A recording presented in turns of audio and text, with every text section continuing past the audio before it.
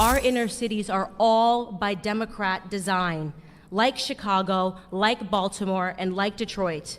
They have been run by Democrats for decades. We have been made to believe that the conditions in our cities are normal. We're supposed to turn a blind eye to the corruption, to the crime, to the gangs, and instead focus on what our media deems of more importance. We are instead told that we're focusing on white people. We're supposed to be reactive and angry and fearful about white supremacy, when in fact, it is liberal supremacy that is harming our communities. I say this all the time. You show me a neighborhood where there are liberal policies that reign supreme, and I will show you a neighborhood where Black Americans are struggling in this country. For decades, we have been disrespected by the Democrats. We have empowered their party, lined the pocket of their politicians, and we have gotten positively nothing in return for our blind allegiance and faithfulness. I've recently begun to immerse myself, as I told you all yesterday, in old videos and interviews of Dr. Martin Luther King Jr. And I came across an interview of him from 1964, where he was underscoring the problems that were in Black America at that time, and here's what he mentioned. I will quote: school dropouts, crime rates, illegitimacy, rioting, and other social evils, end quote. I find that list to be really interesting because he spoke that list 55 years ago.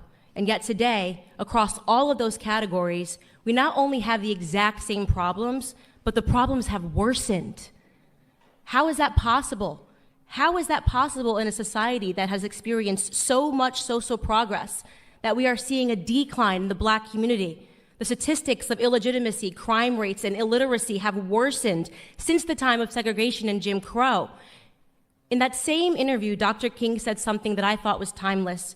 He said, "It is both socially and morally suicidal to continue a pattern of deploring effects while failing to come to grip with its causes." This is reminiscent of Albert Einstein's famed quote, "Insanity is doing the same thing over and over again and expecting different results." While neither of them could have been possibly speaking to the predicament that we are in today, their words are timeless because for the last 6 decades, Black America has found itself in a rhythm of insanity, voting for the same party over and over again and expecting different results. It is, in my opinion, both socially and morally suicidal that we continue this pattern. Democrats have looked at us in the face and they have sold us worthlessness. They have told us that we cannot, that we need more government assistance, more handouts. We handed them power, and in return, they further diminished our sense of pride, the most important thing that we had, our sense of pride. We allowed their governments to victimize us through the expansion of welfare policies. We allowed them, most importantly, to remove the fathers from our homes, removing the backbone of our families. They knew, the Democrats knew, that without stable households, our children would pursue that paternity elsewhere. They knew that our children would run to the streets. They knew that our youth would grow up and begin to mirror themselves after rappers and basketball players rather than men of high intellect and values and more attainable goals.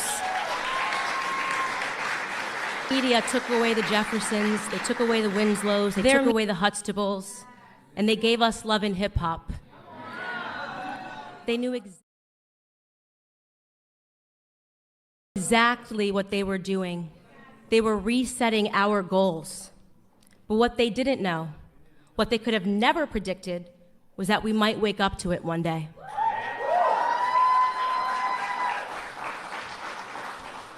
In 2015, when a man with crazy hair and a beautiful wife came down the escalator at Trump Tower, we were at the beginning of a shift, and I'll tell you honestly, I wasn't sure about him. I wasn't sure when he first came down the escalator. I said, isn't that the guy that says, you're fired? Is he really running for president? But then an incredible moment happened. In August of 2016 in Michigan, everything changed for me when that same man did something that I believe will forever be recorded in Black history as a turning point for our community. That Republican candidate got on stage, he boldly looked Black America straight in the face, and he asked us, what do you have to lose by trying something new like Trump? What do you have to lose? Only our 45th president, Donald J. Trump, and I'm going to tell you what I love about him. I get that question all the time, Candace. What do you love about Donald Trump? What I love about Donald Trump most is his audacity.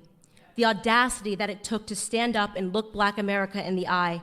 The audacity that it takes to call out these crooked Black Democrat politicians that have received billions in aid from our government and effectively stolen it from the struggling cities that they represent. The audacity to call out Elijah Cummings. The audacity to call out Maxine Waters, who lives, by the way, in a $6 million home outside of her own district. President Donald Trump has both the spine and the audacity to save Black America. It takes a lot of guts, and we all know this. When you wake up as a Black American and you realize the truth and you have the courage to speak out about it, the racist leftist media will attack you. CNN is a racist network, in my opinion. I've watched them over the past year sanction the violence of Antifa against Black conservatives. They have referred to all of us last year in the same exact room. CNN referred to all of us as paid puppets. They said we were paid to be in this room because they cannot fathom that we would ever have the courage to stand up and to tell them no more. No more victim narrative, CNN. No more victim narrative, MSNBC. No more telling us that we cannot do something because of the color of our skin. No more fear politics. No more attempts to scare us into voting for you. No more lies, no more half-truths. They attack the one president that has done the absolute most for Black America than any president in American history because they are scared. And I'll tell you what they're scared of. They are scared of no longer being able to control us. They are scared that we are actually waking up to everything that they have done to us. President Trump views us as Americans. And the answer, of course, to that question is that we had absolutely nothing to lose from taking a chance on him, and now we're winning. We want Trump. We want the victor narrative. We want opportunities. We want to be viewed as Americans first and foremost. And you know, I rarely give him credit, but maybe former President Barack Obama said it best in his Harvard Law School paper when he wrote, "The American dream is to be like Donald Trump."